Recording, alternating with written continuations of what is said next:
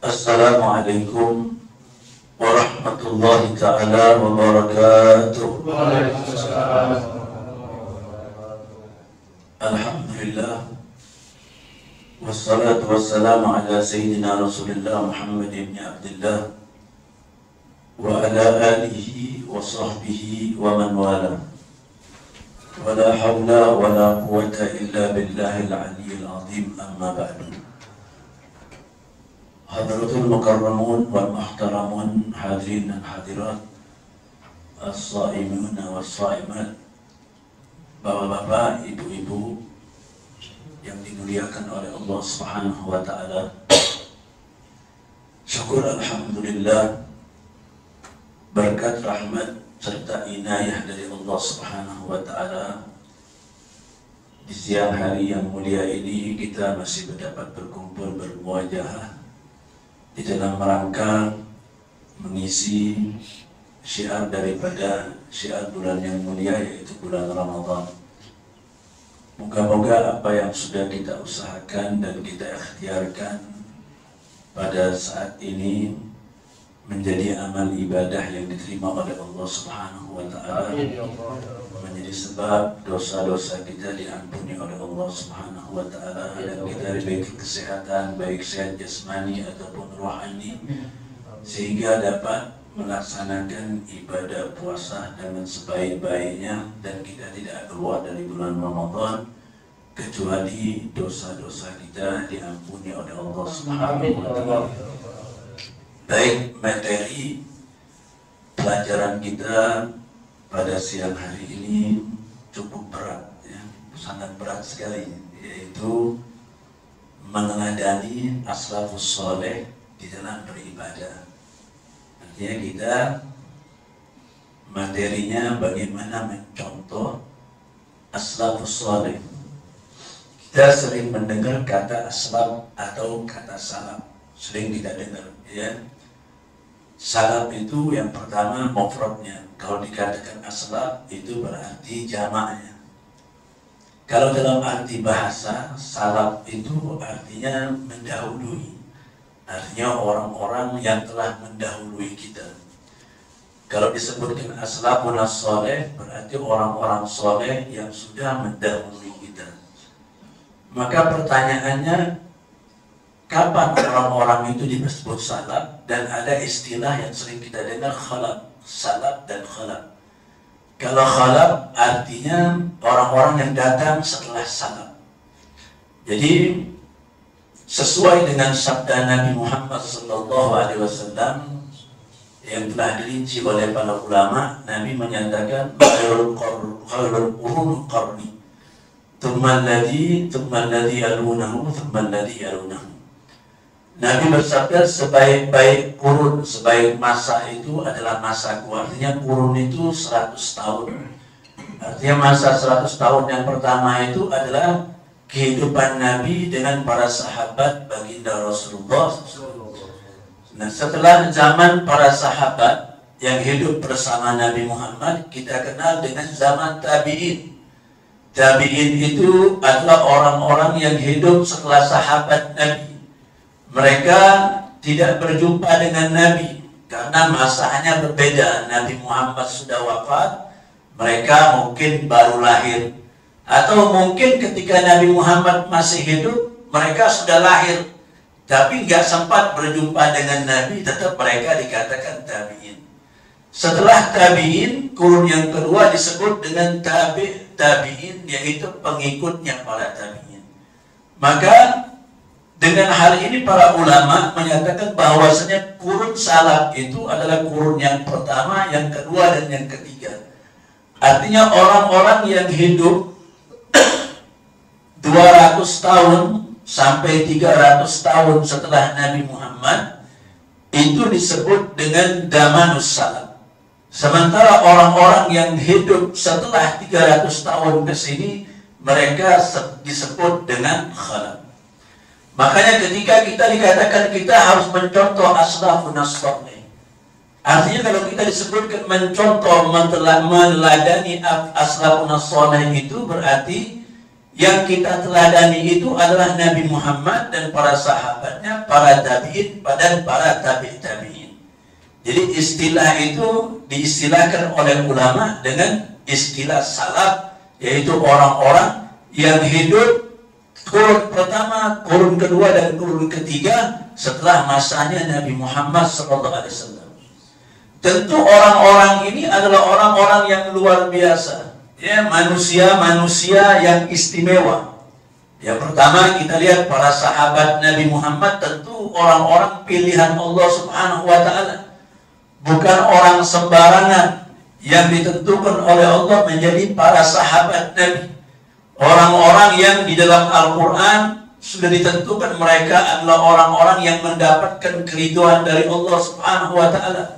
Bahkan ada 10 sahabat Nabi yang kita kenal dengan Al-Mubasysyirin bil Jannah. Nabi menyebutkan 10 nama sahabat yang mereka masih jalan di atas bumi, tapi Nabi sudah bilang bahwa si fulan bakal masuk surga. Satu-satu disebut Nabi. Abu Bakar fil Jannah, Umar fil Jannah, Ali fil Jannah, Abdurrahman bin Auf fil Jannah, Zubair ibn Awwam fil Jannah. Dan ada 10 para sahabat yang sudah divonis oleh Nabi Muhammad sebagai orang-orang yang pasti masuk surga. Kemudian para sahabat ini adalah orang-orang yang dididik oleh baginda Rasulullah, sehingga mereka mendapat jaminan dari Allah sebagai orang yang udul. Udul itu orang yang dapat dipercaya. Sahabat itu tidak akan berbohong.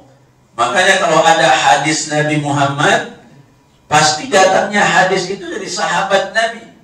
Maka di dalam ilmu hadis, di dalam ilmu orang mencari syarat hadis, ada sifat udulnya para sahabat. Jadi sahabat itu orang yang tidak akan berbohong di dalam hadis-hadis atau menyampaikan hal-hal yang berhubungan dengan Nabi Muhammad SAW. Kemudian setelah para sahabat yang mereka sekolah dididik langsung oleh Nabi, disebut dengan Madrasatun Nabawiyah. Ya, sekolah mereka. Siapa guru mereka? Sahabat. Guru mereka adalah Nabi Muhammad. Nabi Muhammad, siapa Nabi Muhammad gurunya? Beliau mengatakan, Adabani Rabbi fa ahsana ta'dibi. Aku dididik langsung oleh Allah, kata Nabi, maka aku mendapatkan didikan yang terbaik. Maka sekolah yang terbaik di alam dunia ini, di muka bumi ini adalah sekolahnya Nabi Muhammad. Dan murid-murid terbaik di muka bumi ini adalah murid-muridnya baginda Rasulullah SAW.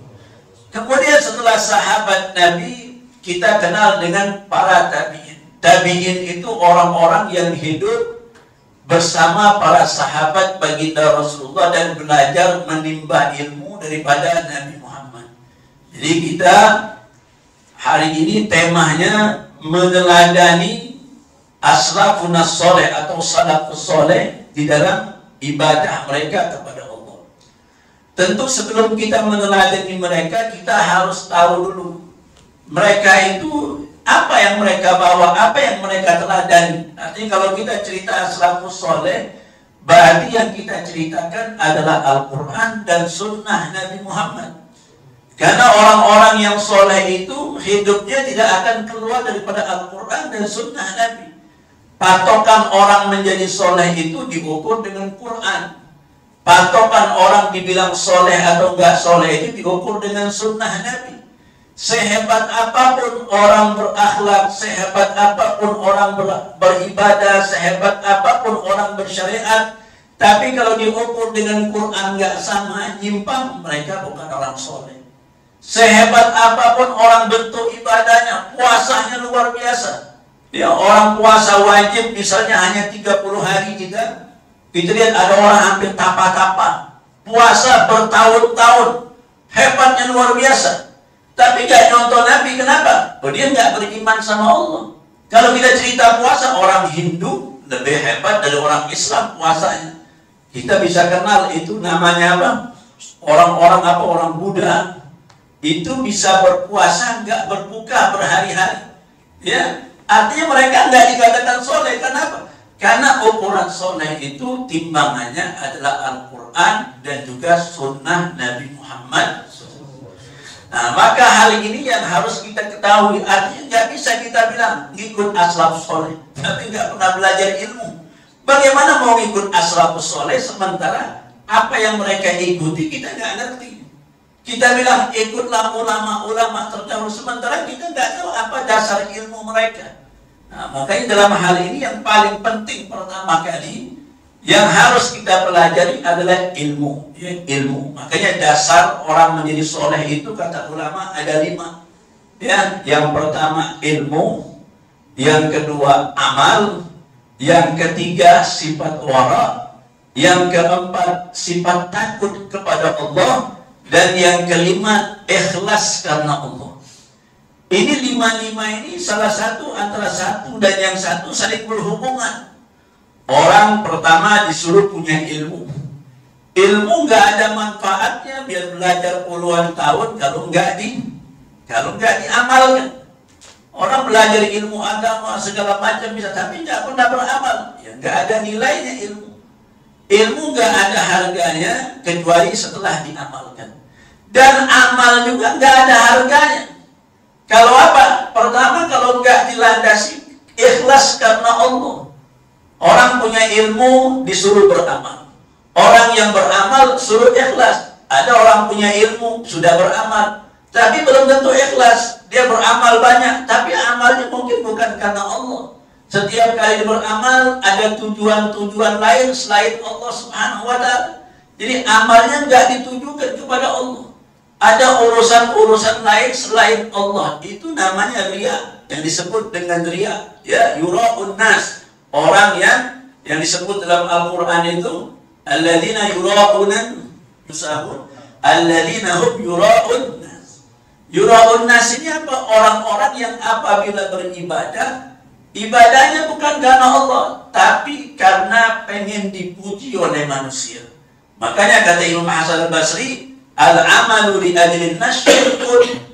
Orang beramal karena manusia, syirik hukumnya. Wa tarkul amal li ajlin nas syirkun. Meninggalkan amal juga karena manusia juga disebut dengan syirik. Orang beramal ada tujuan. Kalau dilihat orang, dia baru mau sholat, ya. Kalau dia disuruh bosnya, kalau bosnya betul-betul dia baru mau sholat. Ya, di kantor karena mungkin bosnya baik, ya. Kalau yang suka sholat nanti ada bonusnya, dia takut kalau nggak dikasih bonus kalau nggak sholat, kan begitu. Akhirnya sholatnya bukan karena Allah, karena kepengen dikasih bonus. Atau selain sebaliknya, ada bosnya mungkin nggak senang sama orang sholat, nggak demen sama orang-orang sholat. Jadi dia nggak mau nampakkan dirinya sholat. Dia depan bosnya, dia nggak mau sholat.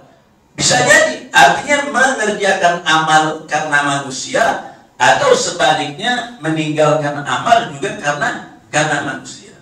Nah, selain itu yang paling tinggi lagi dikatakan sifat takut kepada Allah. Jadi orang-orang soleh itu selain mereka berilmu, beramal, ikhlas karena Allah, dan mereka juga punya rasa takut kepada Allah.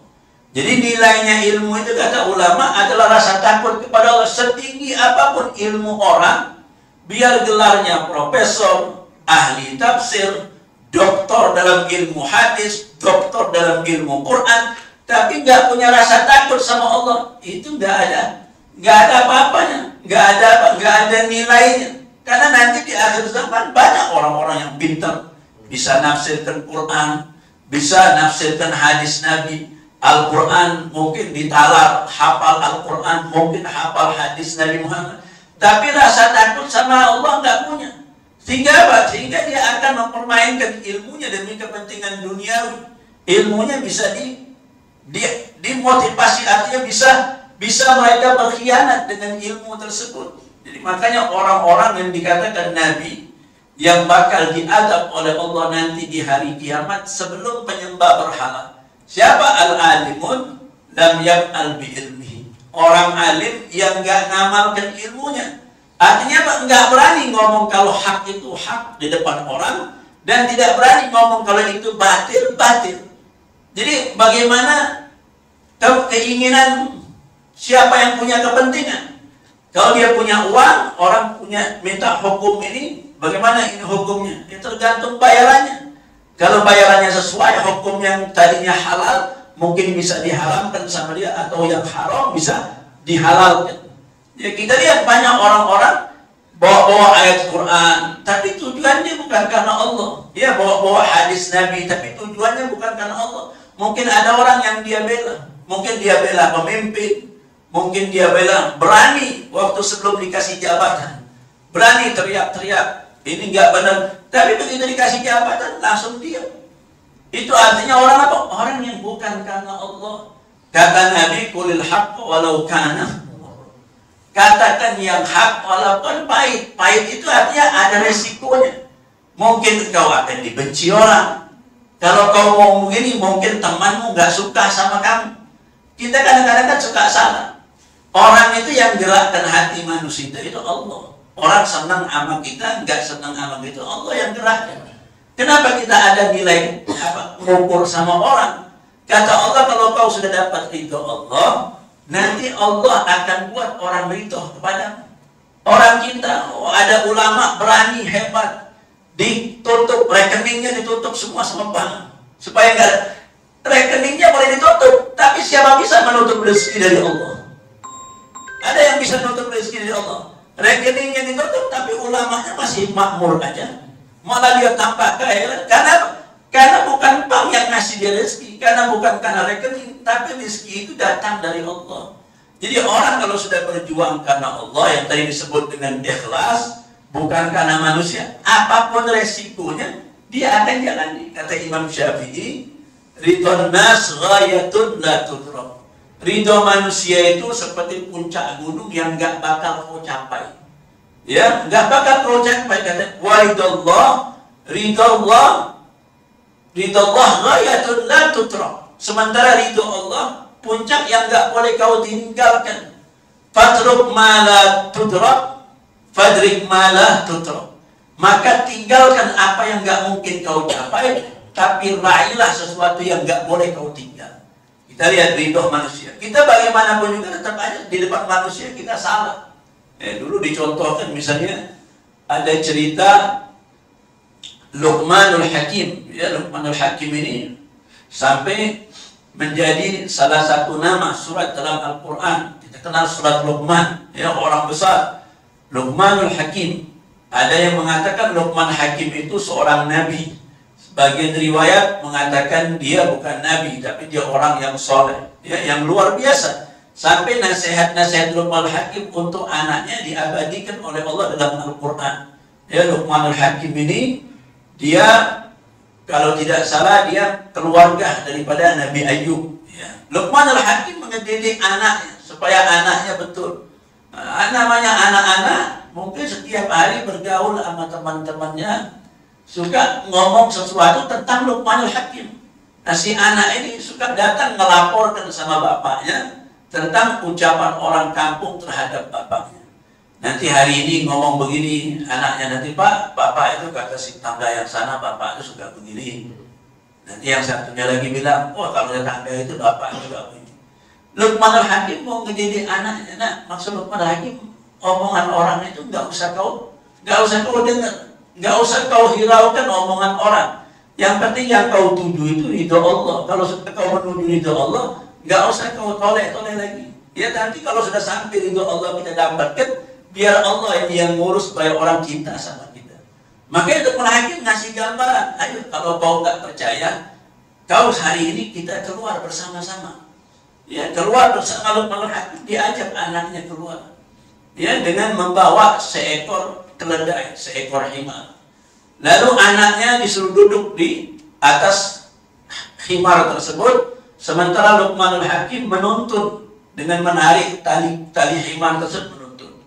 Dia lewat di satu kelompok orang yang sedang duduk.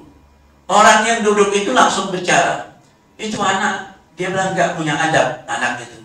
Dia enak-enak duduk di atas himar, bapaknya suruh narik-narik himar. Nah, kau dengar ucapannya, ya dengar. Ya sekarang kita gantian, biar bapak yang naik, kau yang tuntun ya. Naik Luqmanul Hakim, tali keledainya dituntun sama anak. Lewat satu kelompok lagi. Waduh, bapak udah tua nggak punya otak. Masa anak kecil masih kecil udah disuruh narik-narik keledai, sementara dia enak-enak duduk di atas keledai. Nah, kau dengar bapak. Ayo sekarang jangan dinaikin. Nah. tuntun aja berdua. Dituntun lagi berdua, lewat sekelompok orang, wah bapak sama anak nggak ada otaknya. Bawa himar dituntun-tuntun, mestinya salah satu naik dong, biar enak. Dengar. Kalau begitu sekarang kita naik berdua. Dinaikin dua, lewat satu kelompok lagi, bapak sama anak nggak ada otak. Keledai kecil dinaikin dua orang. Nah itu namanya sifat manusia. Sampai kapanpun yang namanya ridho manusia itu nggak bakal kau capai. Makanya kata Imam Syafi'i, raihlah ridho Allah. Nanti Allah yang bakal bikin orang-orang ridho kepadamu. Tapi kalau kau cari ridho manusia, selamanya manusia itu nggak bakal ridho sebelum kita dapat ridho Allah, sebelum Allah yang gerakkan hati kita. Nah, itu yang ketiga. Yang keempat, yang kelima, ilmu orang-orang soleh itu adalah wara. Wara itu adalah sangat berhati-hati. Artinya berhati-hati itu apa? Melakukan sesuatu dengan kehati-hatian. Jadi nggak ceroboh. Artinya kalau kita sebut di dalam Islam itu yang halal kata Nabi bayyinun, halal itu jelas. Wal haramu bayyinun, yang haram juga jelas. Wal umuru bainahuma mutasyabihat, antara haram dan halal itu ada yang namanya disebut mutasyabihat atau disebut dengan syubhat. Syubhat itu yang masih ragu-ragu, yang masih abu-abu, antara halal dan antara haram dan halal, tengah-tengah. Bagi orang-orang wara, mereka nggak mau melakukan sesuatu yang masih ragu. Jadi sesuatu yang mereka anggap ragu, mereka tinggalkan. Kenapa? Karena khawatir nanti mereka akan jatuh kepada yang haram. Itu kalau kita kan kadang-kadang nggak begitu, iya. Kadang-kadang udah dekat-dekat haram aja masih kita bilang halal. Iya. Nah, artinya inilah sifat teladan orang-orang soleh. Maka ilmu berdasarkan hadis Nabi Muhammad SAW yang wajib kita pelajari itu cuma 3, ya, ilmu. Berdasarkan hadis yang disebut dengan hadisul qudsi, ya, atau hadisul Jibril. Ya, pernah malaikat Jibril itu datang sama Nabi Muhammad SAW. Jadi malaikat Jibril itu kalau datang sama Nabi jarang dengan bentuk aslinya, ya, beliau jarang. Karena beberapa kali malaikat Jibril itu datang dengan bentuk aslinya, kadang-kadang Nabi nggak kuat. Ya, Nabi lihat pertama kali ketemu malaikat Jibril di Gua Hira, itu Nabi Muhammad berhari-hari kedinginan. Karena bentuk aslinya malaikat Jibril itu nggak sembarang orang bisa ngelihat. Ya, saking hebat sayapnya katanya, yang satu sayapnya udah sampai ke bumi, yang satunya lagi masih di langit. Nah, sehingga malaikat Jibril ini kalau datang sama Nabi Muhammad lebih banyak menyerupai manusia. Ya, menyerupai, baik kadang-kadang orang yang dikenal sama Nabi, kadang-kadang orang yang nggak dikenal sama Nabi. Nah, di antaranya kalau dalam sejarah ada sahabat namanya Dihya Al-Kalbi. Dihya Al-Kalbi ini mukanya bagus, ya, enak dipandang. Sahabat Nabi, itu sering sekali malaikat Jibril datang sama Nabi dengan wajah Dihya Al-Kalbi. Datang sama Rasulullah untuk menyampaikan wahyu, untuk mengajar Nabi Muhammad SAW. Ya, malaikat Jibril ini merupakan malaikat yang paling mulia, ya, rajahnya malaikat. Artinya rajahnya malaikat itu adalah malaikat Jibril. Semua malaikat kedudukannya di bawah malaikat Jibril. Makanya malaikat Jibril punya tugas istimewa. Apa tugasnya? Nyampaikan wahyu Allah kepada para nabi. Ya, kalau Allah mau ngangkat nabi, itu malaikat Jibril yang ngelantik, yang ngedatangin orang yang bakal jadi nabi. Kemudian dapat penghormatan luar biasa, jadi temannya Nabi Muhammad waktu Isra wal Mi'raj. Nah, dalam hadis ini disebut dengan hadis Jibril. Ya, ulama menamakannya hadis Jibril. Karena hadis ini juga diceritakan oleh Sayyidina Umar bahwa pernah sekali waktu kami sedang duduk bersama Rasulullah dan para sahabat. Ada beberapa orang sahabat. Ja'a rajulun, tiba-tiba datang, ada orang datang, kata Sayyidina Umar. Orang ini datang Siyadul Bayad. Dia pakai baju sangat putih. Ya, wajahnya berseri-seri. La yura alaihi atharus safar. Orang ini nggak kelihatan kalau dia dari perjalanan jauh. Ya, sepertinya orang dekat. Kenapa? Karena nggak kelihatan dia capek, nggak kelihatan bajunya lusuh, nggak kelihatan bajunya berdebu. Tapi wala ya'rif alaina ahad. Yang herannya kami nggak ada yang kenal sama orang ini. Satu orang pun sahabat yang duduk sama Nabi itu nggak ada yang kenal. Dia mengucapkan salam lalu duduk sama Nabi, sangat dekat duduknya sama Rasulullah sampai dengkulnya nempel di dengkulnya Nabi Muhammad. Setelah dengkulnya ditempel, lalu dia meletakkan kedua telapak tangannya di pahanya Rasulullah dengan mengatakan, ya Muhammad, mahwal Islam. Muhammad, Islam itu apa? Nabi menjawab, anta syahadu an la ilaha illallah wa anta syahadu anna Muhammadar Rasulullah wa iqamus shalah wa ita'uz zakah wa shaum Ramadan wa hajjul bait liman istata'a. Artinya pertanyaan malaikat ini, Islam itu apa? Dijawab sama Nabi dengan 5 perkara yang kita kenal nanti jadi rukun Islam. Ya, rukun Islam mengucapkan dua kalimat syahadat, kemudian mendirikan salat, puasa Ramadan, kemudian membayar zakat dan haji kalau mampu jalannya diberikan oleh Allah Subhanahu wa taala. Lalu orang ini setelah dijawab sama Nabi, dia mengatakan shadaqta, betul Muhammad.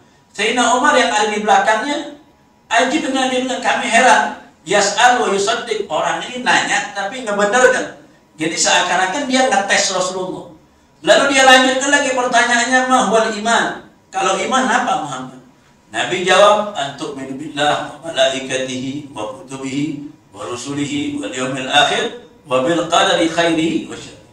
Dijawab sama Nabi Muhammad dengan 6 perkara yang nanti kita kenal dengan rukun iman. Kemudian pertanyaannya yang ketiga, mahwal ihsan. Apa itu ihsan? Nabi menjawab, ihsan an ta'budallah ka'annaka tarahu wa in lam takun tara fa innallaha yara. Ihsan itu kata Nabi, engkau menyembah Allah seakan-akan engkau melihat Allah. Tapi kalau kau enggak melihat Allah, maka yakinlah bahwa Allah melihat. Dia mengatakan lagi shadaqta. Maka kata ulama, dari 3 pertanyaan ini maka timbullah 3 ilmu yang kita kenal. Yang pertama ilmu fikih, ilmu tauhid, dan ilmu tasawuf. Ya. Jadi ilmu fikih itu ilmu yang paling rendah. Ilmu pertama itu orang bersyahadat, itu ilmu biasa. Ya, ilmu orang bersyahadat udah masuk Islam. Kemudian dia diperintahkan untuk sholat. Kemudian datang bulan Ramadan diperintahkan untuk berpuasa. Kemudian datang waktunya mengeluarkan zakat, dia mengeluarkan zakat. Dan apabila dia mampu, diperintahkan untuk melakukan haji, ya, ke tanah suci. Nah, ilmu ini dikatakan ilmu syariat yang pertama, ilmu fikih. Kemudian ada lagi ilmu yang disebut dengan ilmu tauhid. Artinya apa? Yang tadinya kita beribadah, kelihatan kita sholat, tapi harus dilandasi dengan keimanan kepada Allah. Jadi ilmu fikih itu nggak ada apa-apanya kalau nggak dilandasi dengan keimanan.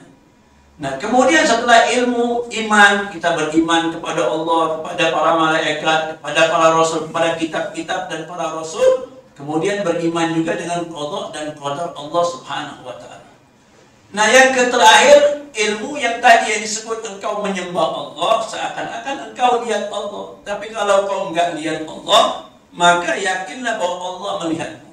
Ini yang disebut dengan ilmu tasawuf. Ilmu tasawuf itu adalah ilmu yang paling tinggi. Kata ulama, ilmu tasawuf itu ilmu yang mempelajari gerak-gerik hati.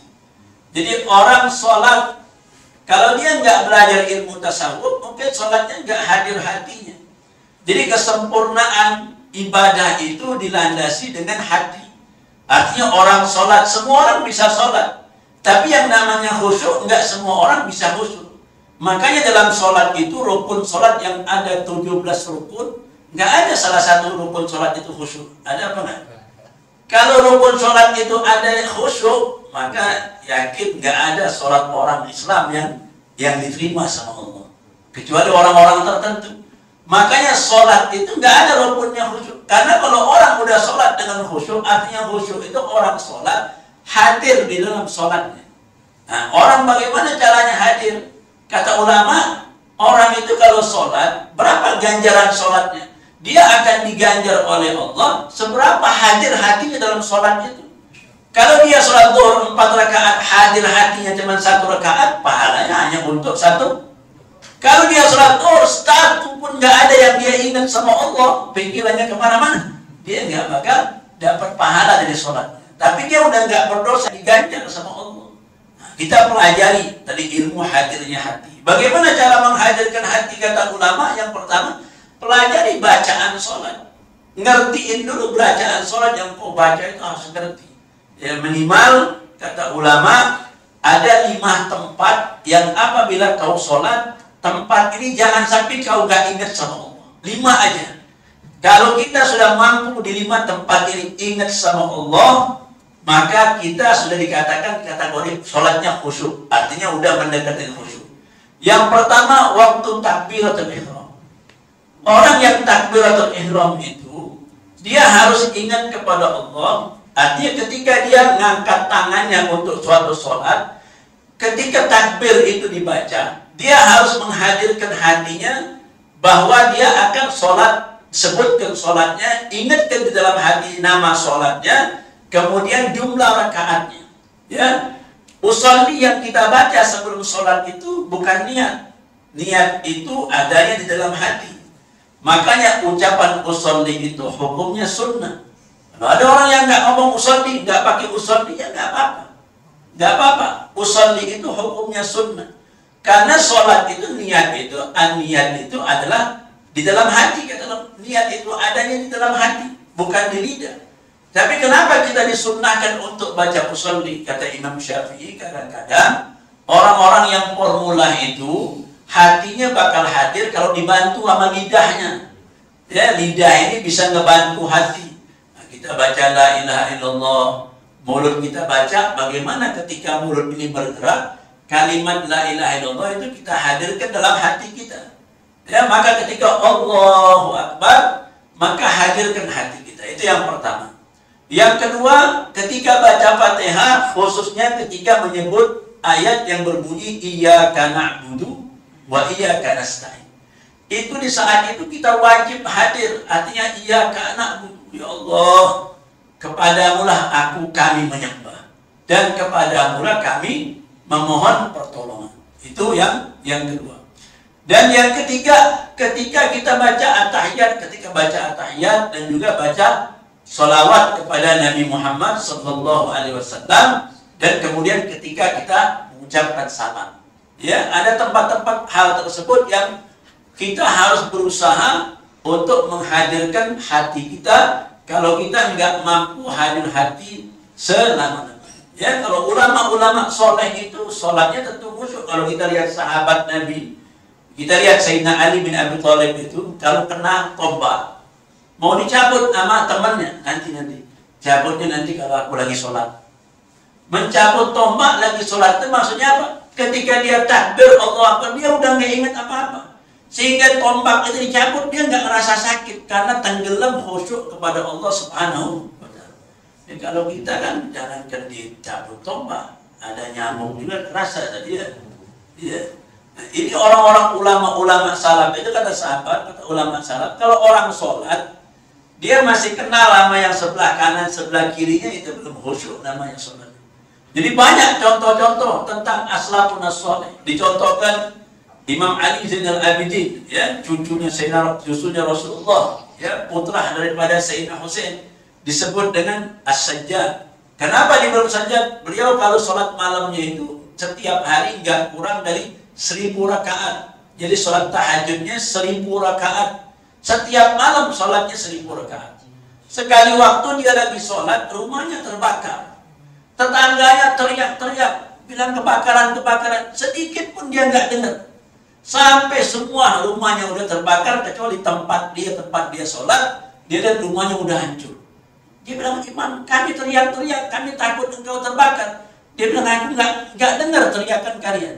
Kenapa? Karena tenggelam di dalam hal-hal seperti ini dilakukan oleh orang-orang salaf seperti itu. Artinya orang kalau udah khusyuk, merasakan manisnya beribadah kepada Allah, sehingga mereka akan betah beribadah. Jadi kalau orang udah yang disebut dengan halawatul iman itu adalah orang yang betah ibadah. Artinya betah ibadah itu baca Quran berjam-jam, Oh, nggak tahunya udah 2 jam nih baca Quran. Kan hebat nggak begitu? Hah? Ini bukan ini. Kalau kita main catur ya, main catur, nggak tahu lupa jam. Oh, udah 3 jam nih main catur. Belum pernah kita kaget baca Quran sampai lupa makan. Ada nggak bu? Baca Quran sampai lupa makan. Wah, itu luar biasa. Kita bisa lupa makan kalau mancing, ya. Kalau mancing, ya. Jadi mudah-mudahan itu pembukaan, mudah-mudahan kita mendapatkan manfaat. Jadi ya mudah-mudahan apa yang kita niatkan, niat-niat baik kita di bulan Ramadan, banyakin niat-niat baik. Ya, banyakin niat baik itu maksudnya walaupun pengen begini, pokoknya niat-niat baik itu boleh dipasang berapa aja, mau ratusan, mau ribuan, mau laksana apa enggak laksana itu urusan Allah Subhanahu wa taala. Wallahu a'lam. Terima kasih apa yang disampaikan oleh guru kita Pak Halimah juga. Semoga bermanfaat buat kita semuanya. Apabila bapak-bapak, ibu-ibu ingin bertanya, kami kasih kesempatan buat penanya. Mohon dipersilakan.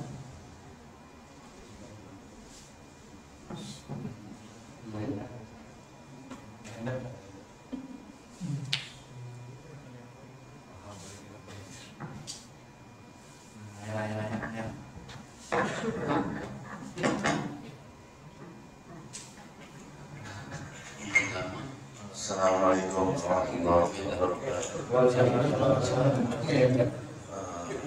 Ustaz, Afwan mau tanya terkait tadi yang melakukan ihsan ya, asa dilihat dan asa melihat Allah gitu. Nah, kalau wahdatul wujud, apakah itu termasuk bagian dari tasawuf? Terima kasih. Baik, ilmu tasawuf ini kita katakan ilmu yang paling tinggi. Artinya ada prosesnya. Orang kalau selesai belajar fikih, belajar iman, belajar tauhid, baru dia boleh belajar tasawuf. Jadi jangan sampai melangkah ke ilmu tasawuf sementara dia belum punya dasar-dasar ketauhidan yang kuat dan dasar syariat yang kuat. Karena akan berdampak bisa nyesatkan orang. Ya, kalau ilmu tasawuf itu dipelajari, belum waktunya dipelajari, setelah belajar ilmu tasawuf nanti akan membuat orang itu melenceng, orang itu bisa disesatkan oleh syaitan. Nah, kalau seperti yang antum sebut tadi, ilmu wahdatul wujud itu ilmu termasuk ilmu tasawuf. Artinya orang yang sudah menghadirkan Allah Subhanahu wa taala dalam segala hal yang dia lihat. Ya, dia lihat apapun juga, artinya dia menghadirkan Allah itu bukan Allah dilihat angin Allah. Artinya setiap dia melihat apapun yang diciptakan oleh Allah, di situ dia lihat kebesaran Allah. Ya, artinya ada orang lihat binatang. Dulu kita kenal dengan Syekh Siti Jenar, ya. Kenapa Siti Jenar sampai dimusuhi oleh Wali Songo? Ya, salah satu pelajaran Syekh Siti Jenar itu adalah wahdatul wujud.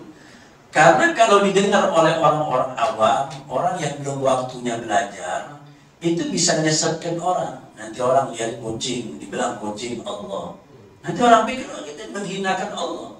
Jadi harus hati-hati ya, belajar ilmu tasawuf, belajar ilmu tarekat itu harus tahu kapan waktunya. Artinya kalau dia sudah hatam syariat dengan benar, dia hatam fikih dengan benar, hatam tauhid dengan benar, baru dia naik tingkatan belajar ilmu tarekat atau tasawuf. Nah, karena kebanyakan orang sesat itu bukan karena ilmunya, tapi karena memang waktunya belum, ya. Jadi dia nggak tahu. Jadi nanti dia nggak tahu bagaimana resep-resepnya. Jadi artinya orang belajar kan, orang nggak tahu obat aja. Boleh orang tahu, oh ini obat buat ini. Tapi selain dia tahu obat itu, dia juga harus tahu aturan pakainya. Ya, kalau tahu obatnya nggak tahu aturan pakainya, ya obat bisa jadi racun. Seperti itu. Jadi ilmu tadi kalau dia nggak tahu ilmu itu kapan waktunya dia harus pelajari dan kapan dia harus pakai, nanti seperti orang yang memberikan obat tapi dia nggak tahu aturan obat, justru akan memberikan mudarat kepada orang yang diobati. Baik.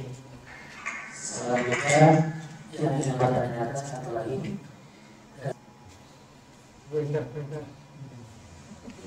Satu lagi, kalau ada pertanyaan tadi yang terakhir tadi mengatakan kita harus memasang segalanya kebaikan begitu.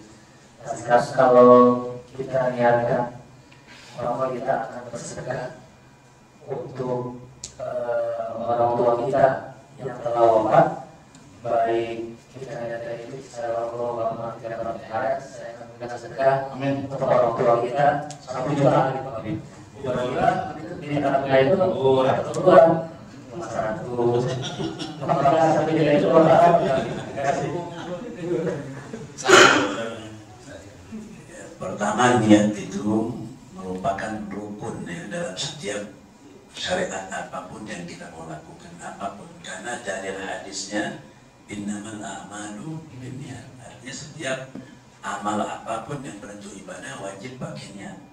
Ya, berbeda dengan madhab lain. Kalau madhab Syafi'i bahwa niat itu wajib, artinya orang sholat nggak pakai niat sholat ya dia bukan sholat, artinya enggak. Apapun harus pakai niat. Niat itu kata ulama merupakan asasul amal. Niat itu merupakan pondasinya amal. Ya, sihatan wa fasadan. Sah atau enggak sahnya itu tergantung niatnya. Yang kedua, kuwatan wa dha'fa. Niat ini berpengaruh kuatnya sebuah amalan atau enggak kuatnya lemahnya sebuah amalan itu tergantung niatnya. Jadi kalau antum niatnya kuat, artinya niat itu seperti tekad, azam yang ditanamkan dalam hati. Tapi kalau niatnya kuat, insya Allah bakal dikasihkan jalan keluar oleh Allah untuk melaksanakannya. Dan orang diperintahkan untuk selalu berniat dengan dalam hal apapun. Makanya kata Nabi dalam hadisnya, niatul mu'min khairum min amali. Ya, kalau kita artikan niatnya orang mukmin itu kata Nabi lebih baik daripada amalnya. Kadang-kadang orang salah tafsir, oh kalau itu niat aja. Ya. Bukan seperti itu maksudnya. Bukan niat orang mukmin, kata Nabi niatnya orang mukmin lebih baik daripada amalnya. Artinya, oh kalau begitu bagus niat, lebih baik. Berarti kalau itu niat aja, amalnya nanti bagaimana nanti. Bukan seperti itu, artinya orang mukmin itu selalu niatnya pasti hebat. Nanti pasti niatnya ngalahkan amalnya.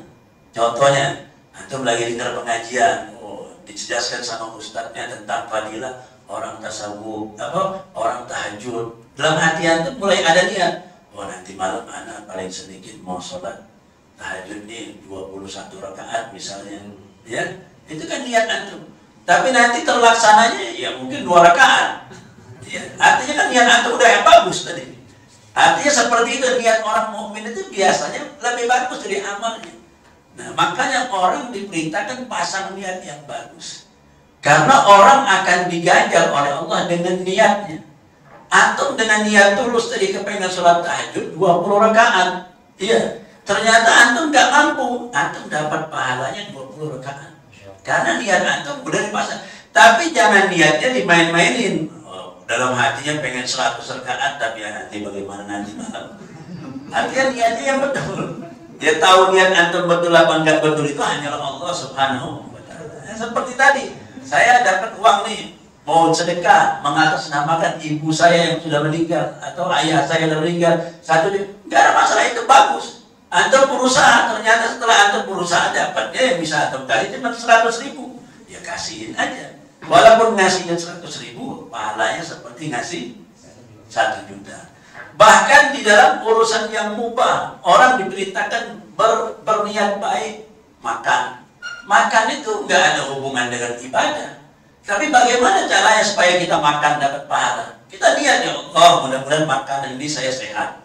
Yang kedua, supaya saya kuat. Ya, untuk apa? Untuk saya ibadah, saya bisa sholat, saya ini dengan sehat saya bisa ibadah kepada Allah. Ente setiap kali makan itu ente dapat pahala.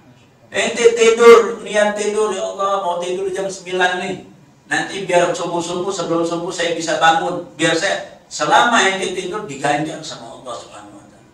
Jadi dengan hatta hal-hal yang mubah, hal-hal yang tidak ada hubungan dengan ibadah, dengan niat yang baik kita bisa dapat pahala dari hal-hal yang bukan ibadah. Bismillahirrahmanirrahim. قيام رمضان بصيام رمضان من غير نياتنا في نياتهم وأعمالنا في أعمالهم وأعمالنا في أعمالهم وأن الله يرزقنا وأن الله يرزقنا وأن الله يرزقنا رزقا حلالا طيبا مباركا فيه وأن الله يدخل أخلاقنا في أخلاقهم وأن الله ينور قلوبنا وأقوالنا ومع التقى والهدى والعفاف والموت على دين الإسلام والإيمان بلا محنة ولا امتحان وأن الله يبارك لنا في أولادنا وفي أهلنا وفي أموالنا وكل شيء أعطانا وأن الله يسهل المطلوب وأن الله يسهل أمورنا وأمور الدنيا والأخروية أن الله يبلغ مقاصدنا بالسهالة والجمال والرعاية بجاه خير البرية على هذه النية وكل صلاة والحضرة من محمد صلى الله عليه وسلم سر الفاتحة.